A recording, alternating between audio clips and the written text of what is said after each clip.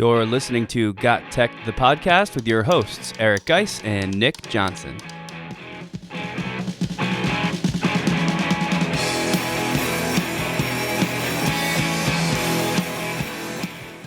This is episode 24. In this episode, Geis and I broadcast from the NJECC conference in Montclair, New Jersey, as we talk about some of our experiences and our favorite segments from the day. We also touch on something called a Genius Hour for teachers that want to open the door to creativity and exploration in their classrooms.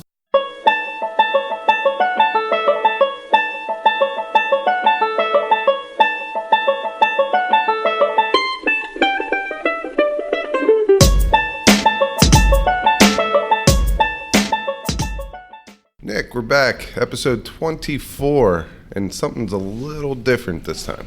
Yeah, episode 24 is a good one for us because it's our first live on-location podcast episode, which is pretty exciting. We just got some new equipment that allows us to pretty easily take some of our recording gear, microphones, really to anywhere we want to. And today we're doing that from a EdTech conference in upstate New Jersey at Montclair State University. I believe it's officially called the NJECC Annual Conference. So it's exciting to be here. It was pretty cool. I mean, traditionally, I've seen other podcasters at these conferences plop their stuff down in the middle of a big cafeteria, but the lunch is not actually in a cafeteria. Pick up your lunch at a buffet, or if you're a presenter, you get a box lunch, and then you just hang out in the hallways, and there's plenty of side areas that you could sit at and spark up conversations, but the only thing is there's no power there. So we had to punt a little bit, and we decided to take this into an empty classroom, at least for the next 25 minutes. Right, so we're off in a side classroom here at the NJECC, and we just thought we'd start off by talking a little bit about our day so far, and besides the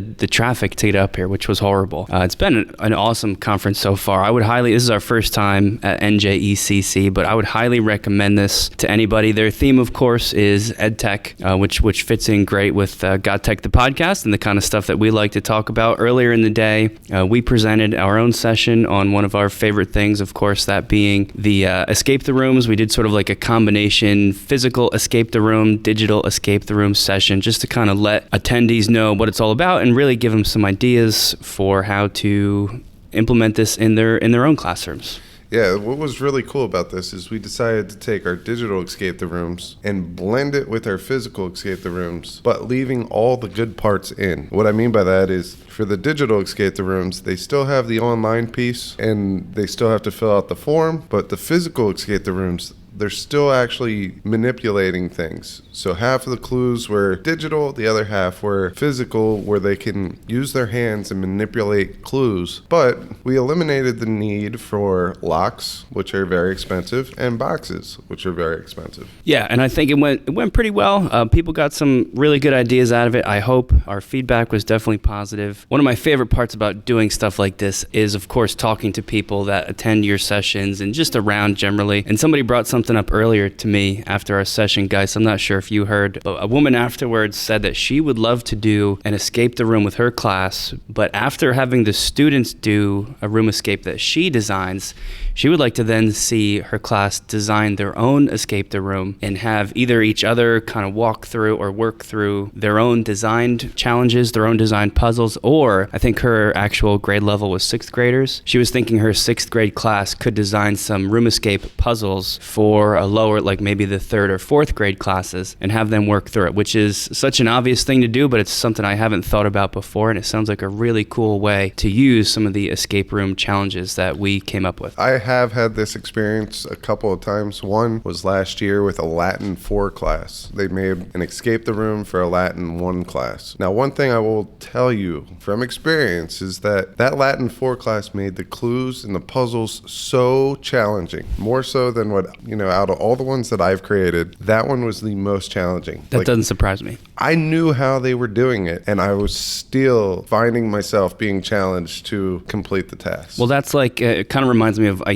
most teachers have done this, but the whole thing where you have your class design the test questions and the kids get to submit what the test questions are, those are almost always the hardest tests because they for some reason, I guess it's good. They try and make it as challenging as possible, but it always ends up being one of the worst ones. So maybe it's kind of the same thing with the escape the room designs. The other good piece of feedback that we received was one gentleman who actually teaches pretty close to us in Flemington, said that he's a tech coach and he's split between two buildings and he has a very easy time getting people to buy into these activities in one building and not so, easy of a time in the other. So one of the suggestions that I gave him is just to start walking around during people's hall duties or lunch in the faculty lounge if it's okay to talk shop in there. Some rules are different, but just stop in and have a conversation, just see what they're working on and try to prove the concept a little bit. So I think that was a great side conversation that we had as well. Yeah, that was cool. I was listening to you guys a little bit, and while that was going on, I think this might have been with the same person who gave me the earlier idea, but just another idea that came up somewhere along the way was, and if any of our listeners don't know, for a bunch of our escape the room ideas or puzzle challenges, we've actually posted on our Facebook page, I believe, and possibly on the website coming soon, some directions and how-to videos on how to create these things. But that's all for our digital escape the rooms that students kind of work through using the Google platform. So that's out there. It's been created and is available for people. But what we don't have are resources for the physical challenges where they're not on a computer, but they're actually manipulating locks and boxes in real life. So someone had the idea also of maybe posting videos of those puzzles, how to create them, and even how to solve them. I'm not sure if that's feasible for us, but again, it was just kind of an interesting application and something that at least I've never thought about before. So if nothing else, so far today, we've gotten some pretty creative ideas. Yeah, I mean, just that one alone, it kind of gives us some creativity in the fact that we could bring these challenges and we could just post them for other teachers to complete. And maybe that could spark some interest in incorporating these types of activities into their own classrooms. And that was another piece of feedback that we got, that they wish that we can challenge them through the internet. Right. Like they said that, the one lady said that she likes to do Sudoku puzzles on Sunday mornings, where she would gladly switch that time for some online PD where she is the student being taught by someone on the other end of the internet. Yeah, that's another cool idea, and hopefully over the next couple segments, we'll bring you guys some more exciting new things from and inspired by the NJECC annual conference.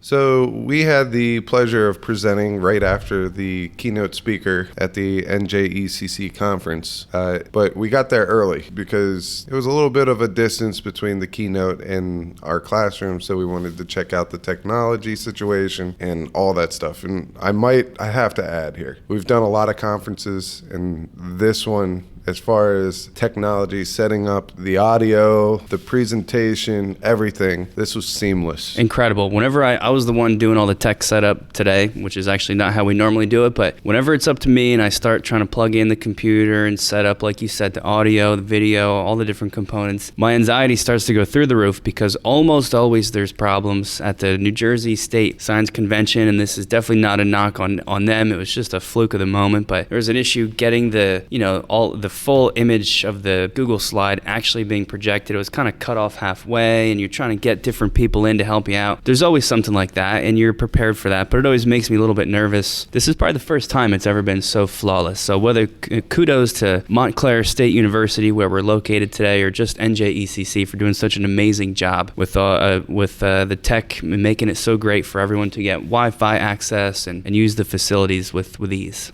A lot of times people don't present unless they know that the tech is down at these conferences, and I will tell you that this was amazing. Well, they actually this is the first time this has happened. Even though everything was so easy, we did it totally on our own. They actually had a representative come around and ask us specifically if we needed any help, and just to let us know that she was there and where to find her if we did need help, which was just like the icing on the cake for us. So that part has been really, really nice as well. So we got there early. We got set up early. Usually we give ourselves like 20, 25 minutes to set up, and we had somebody stop by And we just started talking with them, and they were done setting up, and we got to talking about collecting data from our students about what they like about technology or what tech tools they like to use. And this particular tech coach said that other than Kahoot, I couldn't tell you exactly what their interests are. And that's, once again, that's not a knock on anybody, but sometimes we just don't think about to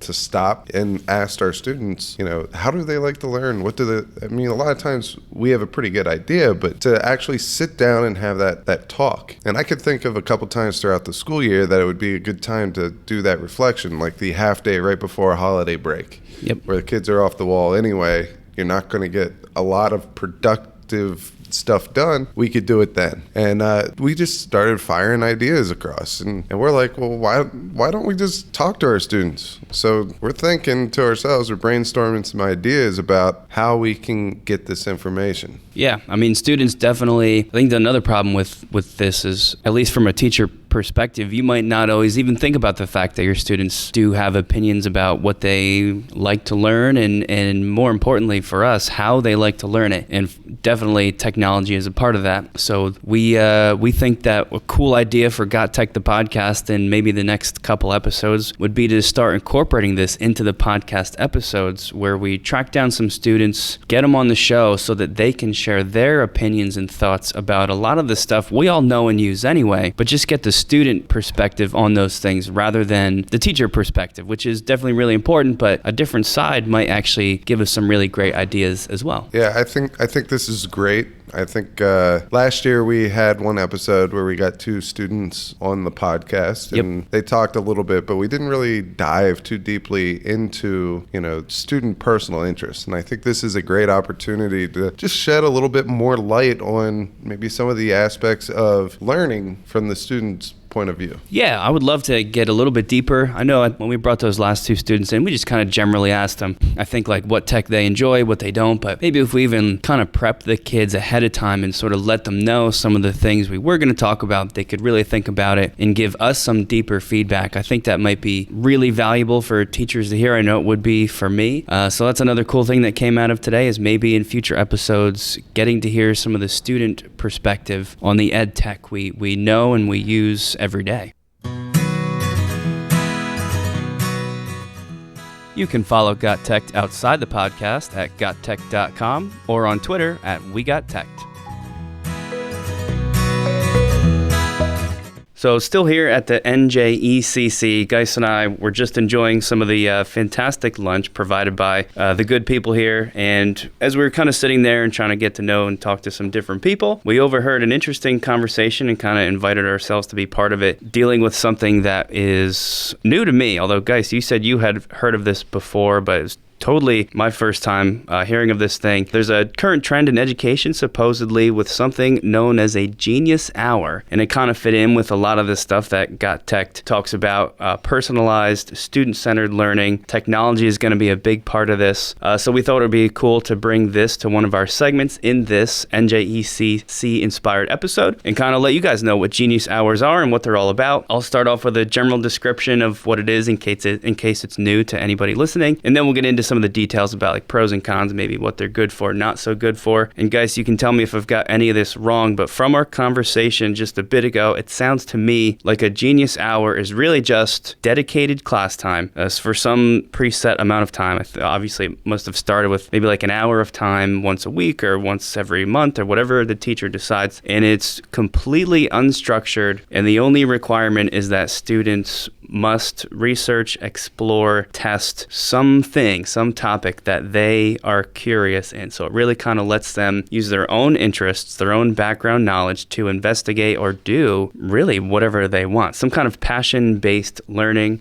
This brings in, obviously, it's like fully student-centered, a lot of inquiry, especially if they're asking their own questions and trying to learn about something of their choosing, and super autonomous for the students too, because they're sort of just working on their own to do something during that amount of time during the Genius Hour.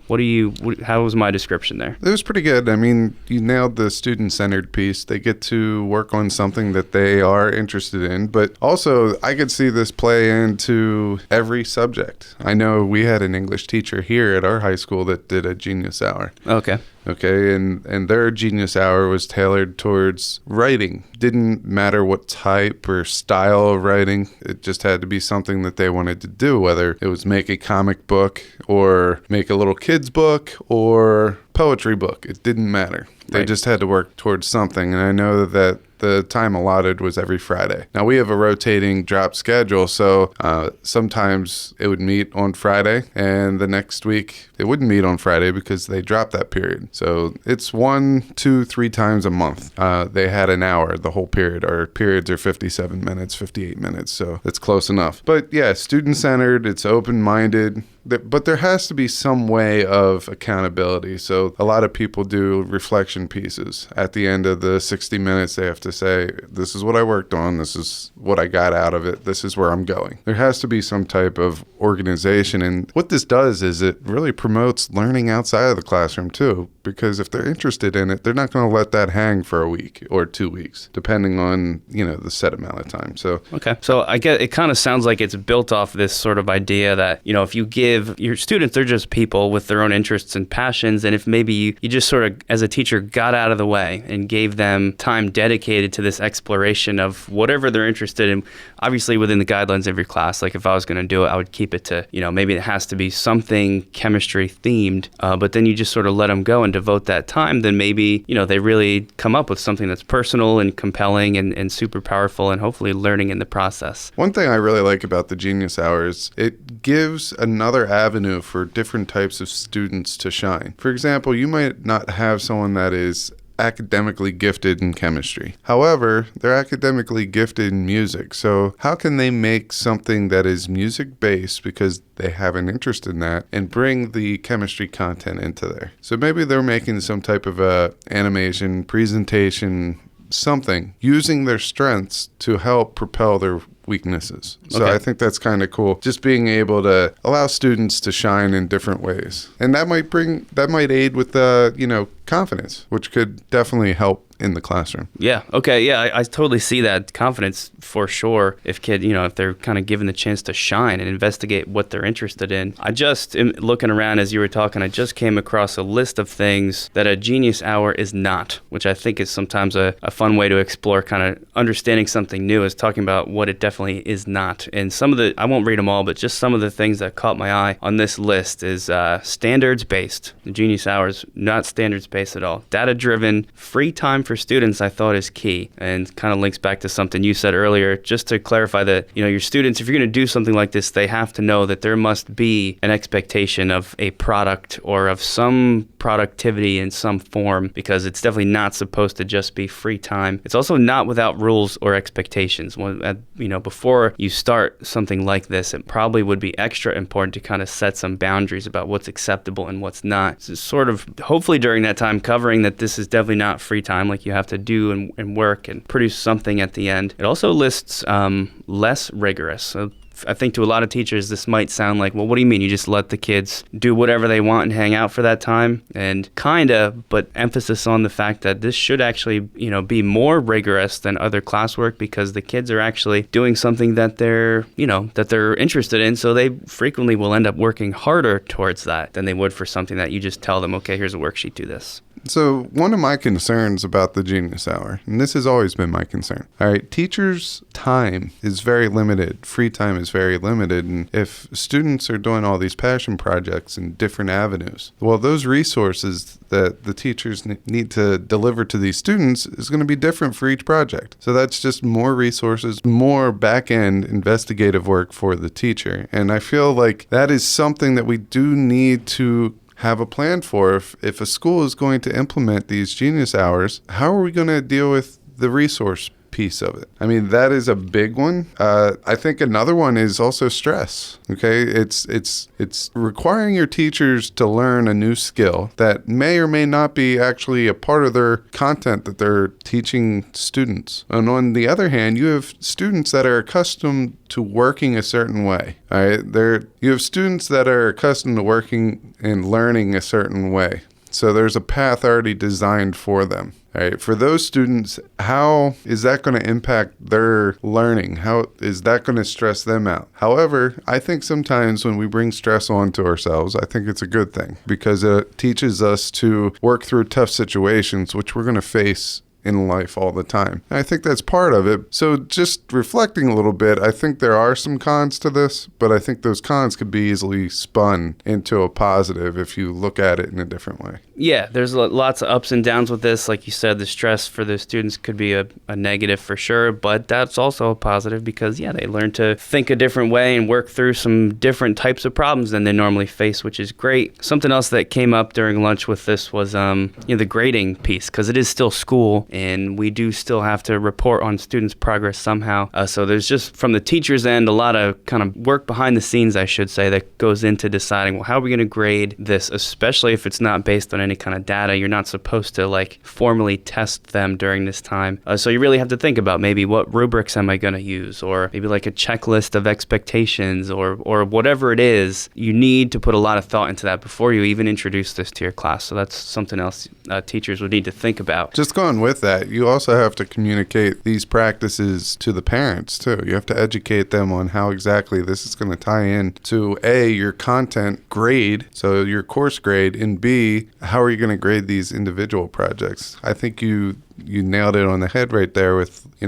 expectation checklists and things like that. It's supposed to be something that is fun for the students, but at the same time, accountability is a big piece. Otherwise, what's going to stop the students from doing other work during that Genius hour, or putting their head down, or playing games on one of their one-to-one devices or phones? So we need to establish some type of law in the classroom, some type of flow in the classroom. So I think that's also very important. Yeah, well, that's like we said earlier. I guess you kind of just have to make sure those expectations are clear. And for sure, there's going to be kids that try to do that kind of stuff if they think it's just free time, which it definitely is not. But you just got to sort of jump on that right away. All this being said, it is intriguing to me because I just think about so many of the students I see, and they do have so many interests and so many questions. And a lot of times we kind of ignore that or bypass it, not because we want to, but just due to lack of time. So it does sound kind of cool to literally open the door and open up your class time and sort of just see what they come up with, as long as like we just said, the boundaries are clearly defined and everybody knows kind of what to expect from this. So it's definitely something interesting to think about.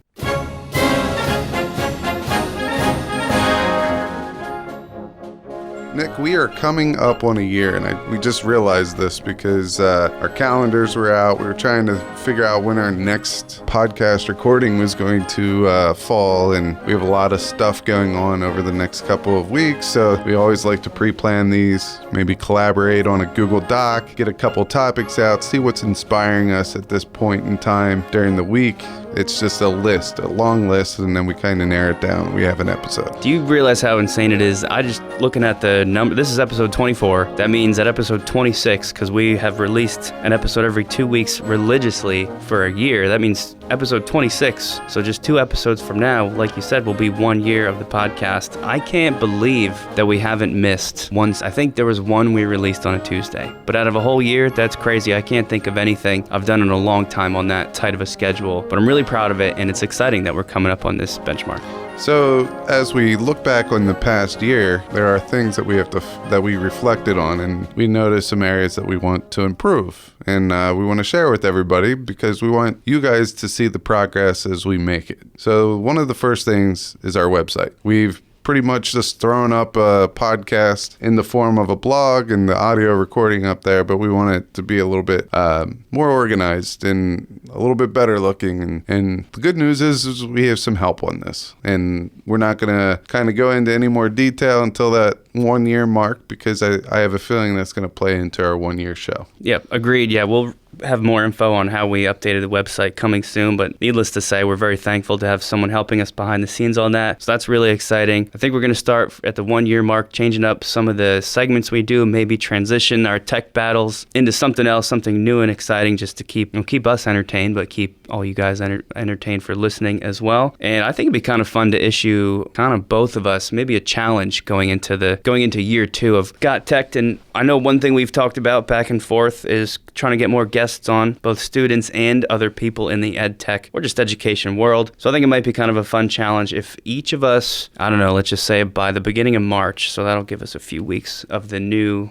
year of the podcast, if each of us sets up one new guest to bring in an upcoming episode. And then based on our guest, what's our competition? You can't take the competition away from me, man. Yeah, actually, I don't know, I can't make fun of you for this one because I think that would actually be kind of cool. Maybe, well, we can't pick the better guest because that would be rude to our guests. No, but what we could do is we could do our tech battles. Right. And have the guest take your place. Okay, so sort of argue with sort of like we did with Kyle Namus. Yeah, but instead of him taking your place, if it's your guest, they take my place. Oh. And you and your guests have to go at it. That's actually a great idea. I think it'd be really fun. I'm going to allow it. Yeah. You know, that's a point of order I wanted to make. I believe competition has a good place in our realm right now. Agreed. I think it's a great idea. So by March, we'll each bring in one new guest to have, and the tech battles for those guests will be replaced with the guests themselves arguing as Geis or I. That's kind of cool. All right. So I guess this wraps up our episode. So remember to go out and find us on the internet at gottech.com or follow us on Twitter at WeGotTech. Thanks for listening. Until next time.